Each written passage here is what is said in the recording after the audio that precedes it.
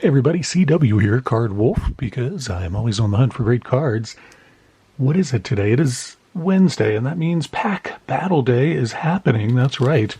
Average Joe and I go at it every Wednesday and battle it up with whatever we feel like getting into. And this week, it is some vintage packs. I sent Joe identical packs to the ones that I have. The cards, hopefully, will not be identical, or else that would be a very boring rip for you guys to watch twice, but I think the cards will be different. The packs themselves will be the same, and I am excited to do this. I sent Joe several packs, and he chose 5 that he was most interested in getting into first, and so that's what we're getting into today. Your job is to check out my video, check out Average Joe's video, which I will link to in the descriptive box below, and see who pulls the best cards and let that person know that they are the winner of this week's pack battle. Joe often seems to have the hot hand with what he pulls, so we'll see how he does today with these vintage packs, which I feel like are a little more in my wheelhouse since we open a lot of vintage on this channel, on Dorking with Dice and other things.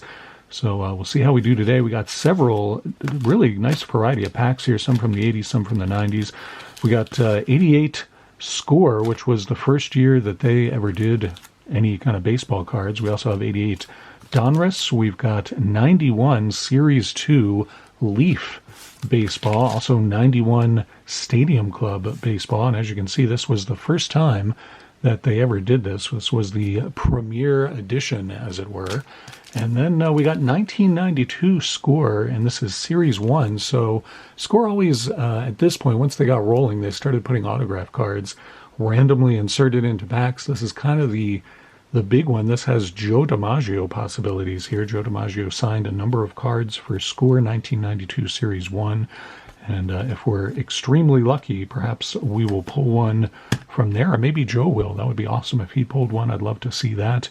But I've never pulled anything like that out of Score, and I've opened a ton of it over the years. I don't remember ever getting an auto out of there, but maybe today is the day. We'll start off with 88 Donruss, a good set full of Hall of Famers and really good players. And again, your job is to check out my video, check out Joe's, and see who gets the best cards in their rip. We get a puzzle piece of Smiling Stan Musial right there. We rarely get the I feel like it's unusual for us to get pieces of the puzzle where you can actually see the player. I feel like what we pardon me, what we usually get are pieces that just have like weird shapes on them or something like that. Bobby Meacham starts off the rip. Bobby Meacham, 1988 Donruss. We got Scott Lusader from the Tigers. Flip this over. We get another Yankee here. The great second baseman Willie Randolph, really good second baseman for the Yankees. Craig Swindell there. And Alfredo Griffin, really good shortstop. Came up with the Blue Jays and quite a good fielder and a good hitter too. Always liked Alfredo Griffin. We got Steve Buechele and Frank White. Another really good second baseman there. Frank White and Willie Randolph for years seemed to be the 2 second basemen in the American League who would kind of trade off who was going to the All-Star game. Frank White, really good second baseman and beloved in Kansas City. There is a statue of him outside the stadium there. Sean Abner, rated rookie. That would have been a hot card in 1988. I got to tell you, Sean Abner was quite the prospect back then. These days we know better. Ruben Sierra there, the slugger for the Rangers. Tim Wallach, longtime MLBer, there with the Expos. Played for several different teams. Tony Phillips, good infielder for many years in the majors. You see him there with the A's. He was also with the Tigers and several other teams. We got Bo Jackson. There we are. Nice card there. Second year Bo Jackson. I'm going to pull that one out. That is one that I think will count towards trying to trounce Average Joe this week. Pat Tabler and Franklin Stubbs. We finish off with Mattingly. That's another nice pull there. Nice 1988 Donruss Mattingly. I think those are probably the best cards that we pulled out of that pack.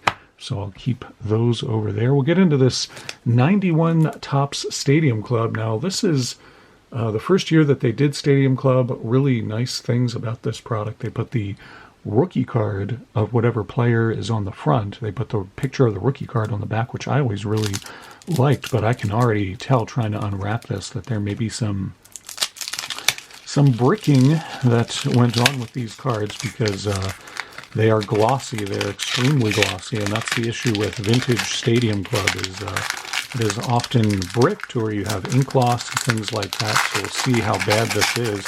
You have to peel the wrapper off of the top card, but no ink loss for doing that, surprisingly enough. We got Doug Jones there hurling for Cleveland back in the day. And of course, first year of Stadium Club, but it really set the pace for what this product was going to be, what it still is. Great photos, nice full bleed images. Stadium Club still kind of distinctive in the same way today. And you can see the rookie card for Doug Jones on the back there. Really cool feature that I like, and I wish they still did with Stadium Club. Mike McFarland, definitely some ink loss here from peeling that Doug Jones card off of there. Mike McFarland rounding the bases a little less there. Tony Phillips again. Is that 2 Tony Phillips in a row?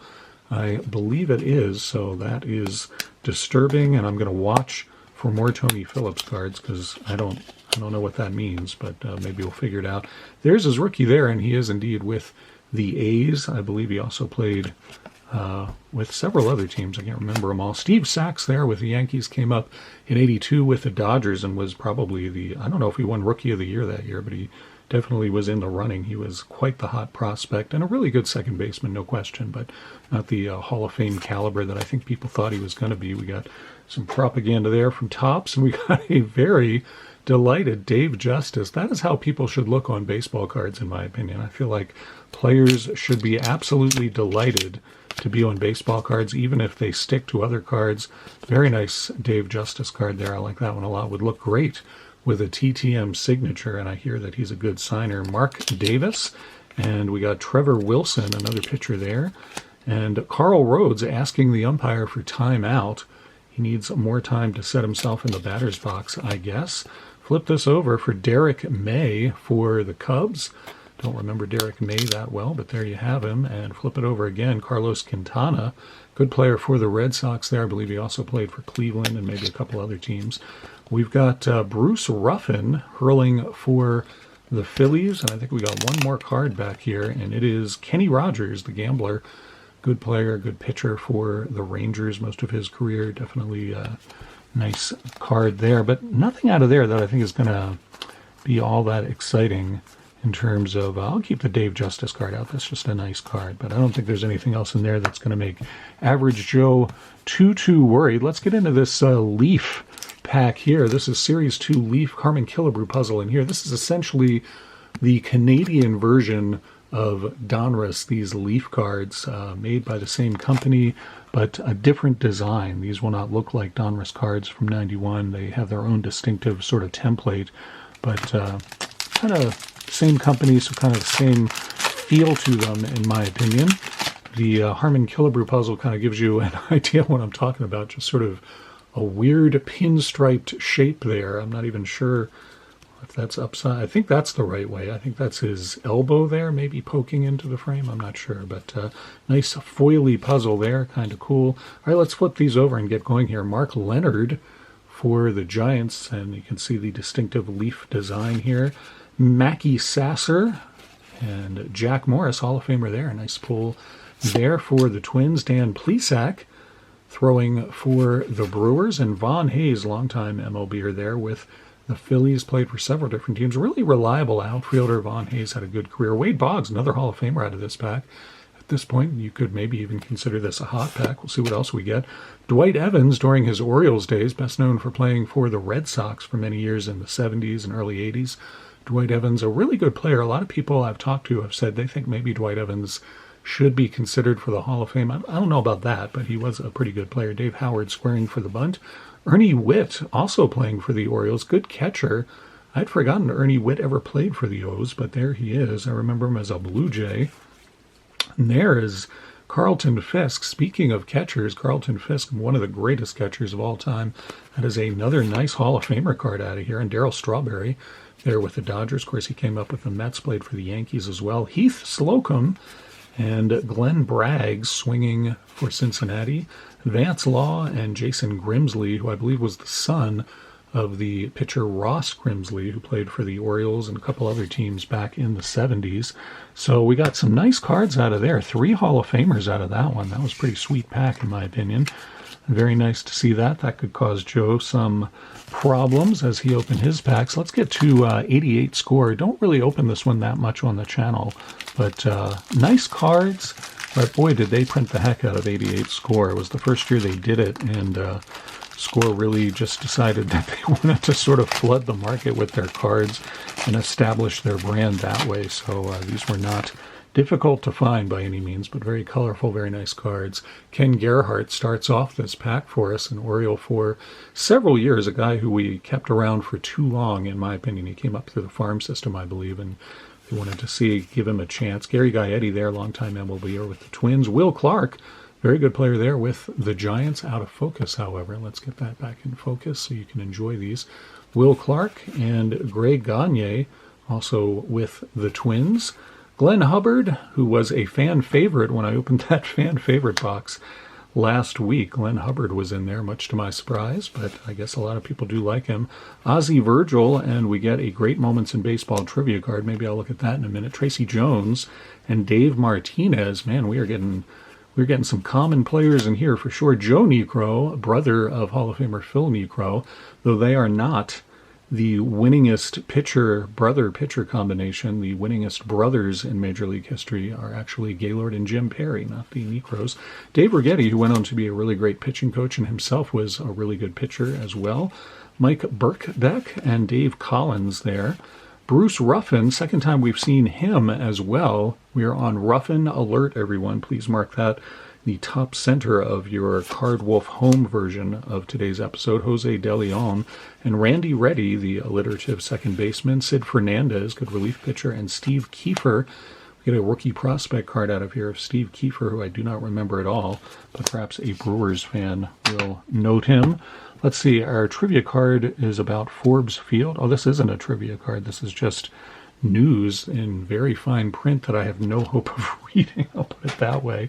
Our last pack is also a score pack. It is 1992 score, and by this point they started putting random autos in here. So we're looking for a Joe DiMaggio auto, as well as any big Hall of Fame level players, maybe some inserts. By 1992, inserts had started to show up in most of the major brand products, and of course we have inserts today, and we'll probably always have inserts in packs in the hobby. That's just how it is, and that's pretty fun. Scott Gerelt's there for the Giants. We've seen a lot of pitchers starting off packs today. Bip Roberts leaping over what looks like Ken Griffey. I'll bring that up to the camera so you can check it out. Bip Roberts leaping over Ken Griffey. I don't know when the Padres would have played the Mariners. That's kind of not sure what's going on there. Got Harold Baines. There's a Hall of Famer for you. Harold Baines, former Oriole and White Sox, also played for the A's. Mickey Morandini swinging for Philadelphia, and Brady Anderson laying down the bunt for the O's there. Paul Ossenmacher and John Olerud, John Burgess's favorite player, I believe, or one of his favorite players in baseball. John Olerud, good player for sure. Bob Kipper throwing the relief pitching for the Pirates. Dave Gallagher. Steve Avery, kind of an ace for the Braves. I think I can say he was an ace for a little while for them. Tim Nehring and Paul Gibson. Dave Smith and Mike Boddicker, who came up with the Orioles and was a good pitcher for them for a while.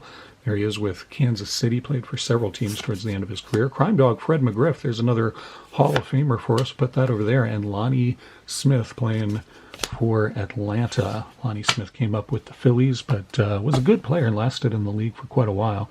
So put that over there. Our best cards are Bo Jackson, Don Mattingly, Dave Justice, Jack Morris, Wade Boggs, Carlton Fisk, and Fred McGriff. Joe will have to beat that motley assortment of players if he hopes to win the pack battle today. Go on over and check out his channel. He's going to be opening the same packs, and hopefully we'll get something pretty exciting out of his. I'm happy with what we got, though. It's a pretty nice assortment of really good players, but I suspect Joe, knowing him, will do a little bit better. I'll be back tomorrow with Anything Can Happen Day, and we've had some really cool stuff happen on Anything Can Happen Day in the last several weeks, so stay tuned for that tomorrow. It's going to be a good show, and of course Friday is Dorking with Dice. We do it every week here on the channel, and it's always a good time. Thank you so much for coming out to the channel today. I really appreciate it, and I will see you back here very soon. As always, happy collecting.